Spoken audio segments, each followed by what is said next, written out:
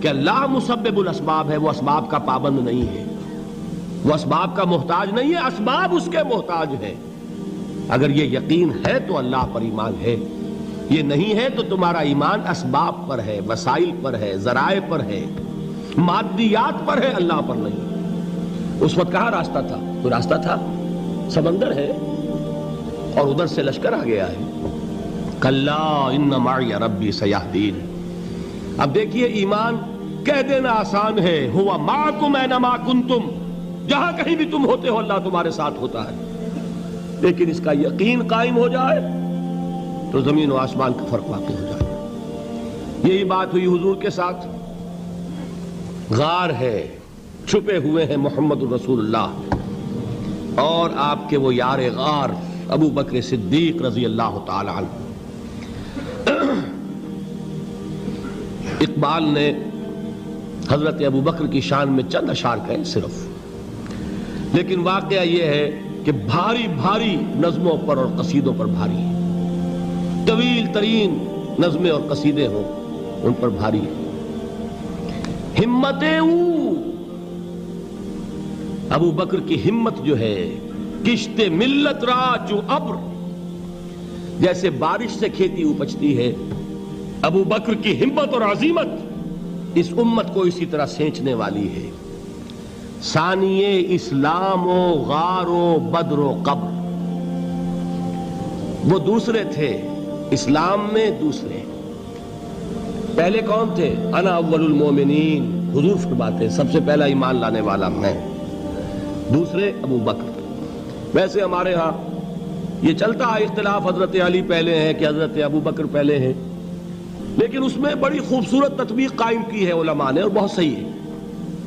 چار کے بارے میں فیصلہ ہی مت کرو کہ کون پہلے ہے، ان کی ایک عجیب تقسیم کر دی ہے۔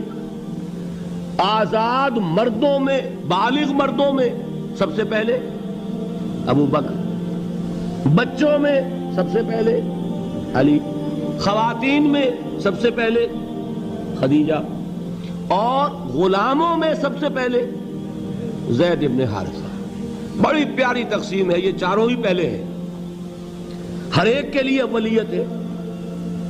اور واقعہ یہ ہے کہ اگر زمانی اعتبار سے تعین ہوگا تو پہلے خدیجۃ الکبریٰ آئیں گی رضی اللہ تعالی عنہ۔ کسی اور سے بات کرنے کی نوبت بعد میں آ سکتی ہے، پہلے تو اہلیہ محترمہ سے بات ہوئی، آتے ہی پہلی وحی ہوئی ہے، ابھی تبلیغ کا حکم نہیں تھا۔ کس کو بتایا واقعہ؟ ابھی اپنی نبوت کی تبلیغ کا تو حکم ہی نہیں آیا۔ واقعہ کس کا ہے؟ وہ خدیجہ کا ہے۔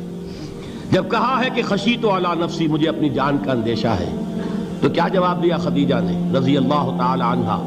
وہ صدیقۃ الکبریٰ ہے۔ صدیقات جو ہے خواتین، ان میں چوٹی پر خدیجۃ الکبریٰ ہے رضی اللہ تعالی عنہا، اور صدیق جو مرد ہیں ان میں صدیق اکبر ہے ابو بکر صدیق رضی اللہ تعالی عنہ، لیکن صدیقات میں چوٹی پر۔ جب حضور نے فرمایا خشیت علی نفسی، کیا فرمایا؟ کیا عرض کیا؟ کیسے تسلی دی؟ نہیں نہیں، اللہ آپ کو ضائع نہیں کرے گا، آپ غریبوں کے ہمدرد ہیں، آپ مساکین کے تکالیف رفع کرنے والے ہیں، آپ بیواؤں کی سرپرستی کرتے ہیں، آپ مسافروں کی خدمت کرتے ہیں، اللہ آپ کو ضائع نہیں کرے گا۔ یہ یقین ہے اس خاتون کے اندر۔ خیر وہ ایک علیحدہ بات ہو جائے گی۔ میرے دل پر حضرت خدیجہ رضی اللہ تعالیٰ عنہ کی شخصیت کا بڑا گہرا نقش ہے، جو وہ کوئی اور ہی وقت اور موقع ہوا تو بیان ہوگا۔ بہرحال اقبال نے ایک مصرے میں جو چار اولیتیں جمع کر دی ہیں، ہمتیں کشت امت را چو ابر، ثانی اسلام و غار و بدر و قبر۔ اسلام میں حضور کے بعد پہلے کون؟ ابو بکر۔ غار میں حضور کے ساتھ کون؟ ابو بکر۔ بدر کی رات اللہ کا رسول سربسجود، وہ جھاڑ، وہ گھاس پھوس کی جو جھوپڑی بنائی گئی تھی، اور وہاں تلوار ننگی لے کر پہرا دینے والا کون؟ ابو بکر۔ اور اس حجرہ عائشہ میں محمد کے بعد سب سے پہلے دفن ہونے والا کون؟ ابو بکر رضی اللہ تعالی عنہ وصلی اللہ علیہ وسلم۔ وہ جو معاملہ میں سنا رہا تھا غار ثور کا، حضرت ابو بکر بھی حضور کے خیال سے لرز گئے ہیں. آپ کو یاد ہوگا کہ جا کر پہلے تمام جتنے سوراخ تھے انہیں بند کیا ہے. ایک سوراخ رہ گیا تھا جس کو بند کرنے کے لیے کوئی کپڑا نہیں تھا. وہاں اپنی ایڑی رکھی ہے. تب کہا ہے حضور سے تشریف لائیے, اور اپنے زانو پر حضور کو لٹایا ہے. اور وہاں کسی موذی جانور نے کاٹا ہے. حضور کی آنکھ لگ گئی تھی.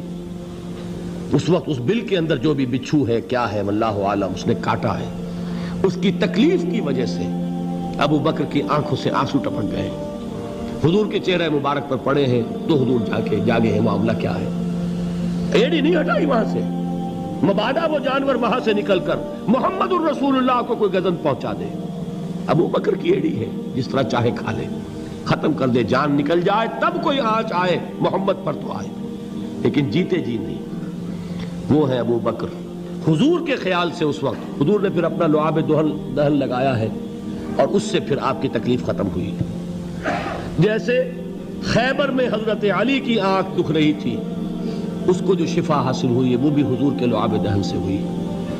تو بہرحال اس وقت انہوں نے کہا ہے کہ اے نبی یا رسول اللہ, اگر اس وقت ان میں سے کسی نے غیر ارادی طور پر بھی اپنے قدموں کی طرف جھانک لیا تو پکڑے جائیں گے. کیا جواب تھا اللہ کے رسول کا؟ لا تحزن ان اللہ معنا. اللہ ہمارے ساتھ ہے, کیوں گھبراتے ہو ابو بکر. یہ ہے ایمان باللہ, میرا مالک اللہ, میرا رازق اللہ, میرا محافظ اللہ, میرا مددگار اللہ, میرا پشت پناہ اللہ, میرا دوست اللہ. یہ دوستی ہے اللہ کی جو لب لباب ہے, حاصل ہے ایمان کا. اسی کا نام ولایت ہے. اولیاء اللہ کے سروں پر سینگ نہیں ہوتے. جس کے دل میں ایمان راسخ ہو چکا ہو وہی اللہ کا ولی ہے. جسے اللہ پر یقین ہو چکا ہے وہی اللہ کا ولی ہے.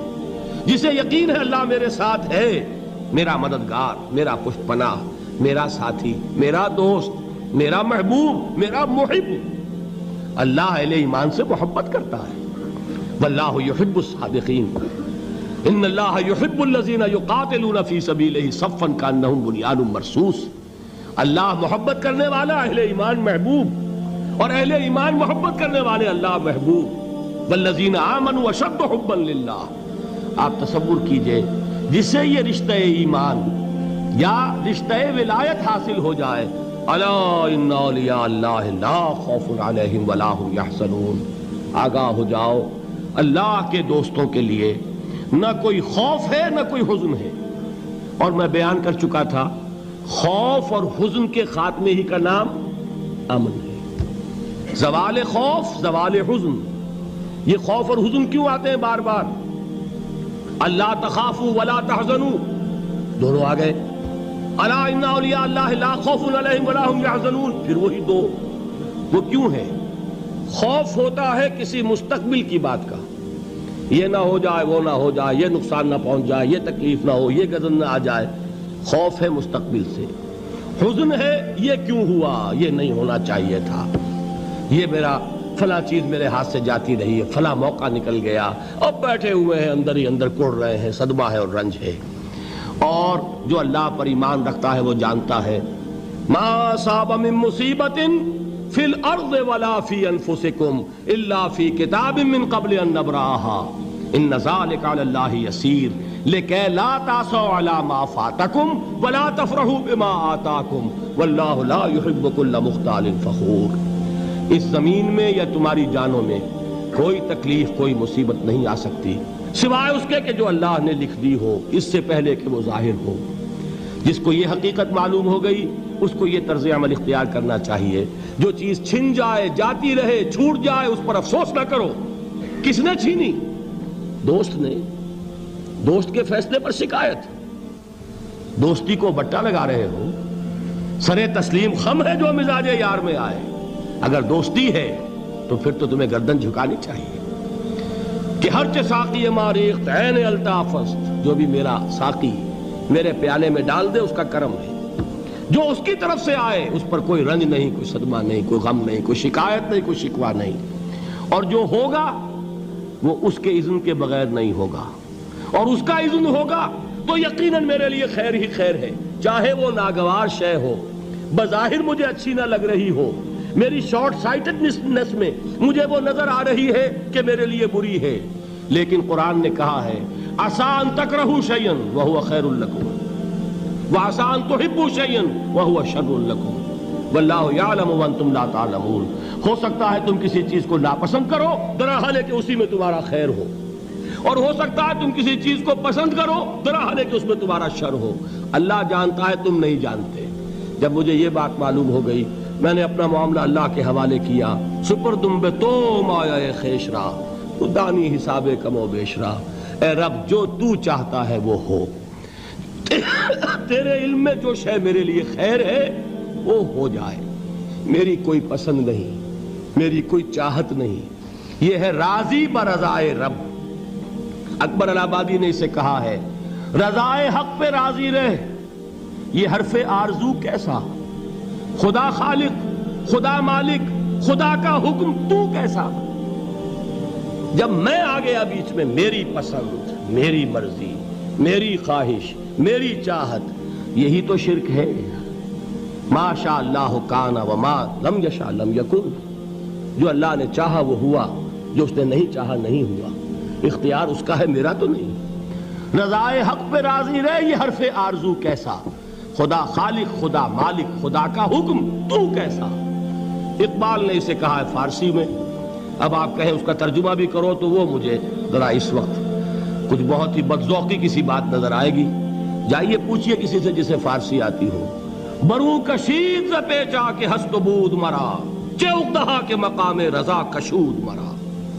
مجھے تو تمام پیچ و خم سے نکال دیا اس مقام رضا نے، میں راضی برضائے رب ہوں، جو فیصلہ اس کا میں اس پر راضی۔ تو کہاں کا حزن اور کس کا خوف، یہی زوال حزن اور زوال خوف، یہی ہے امن، یہ نتیجہ ہے ایمان کا۔ تو جان لیجئے یہ ہے لب لباب، یہ ہے حاصل ایمان کا، یہ ہے تو ایمان ہے، یہ نہیں ہے تو ایمان نہیں۔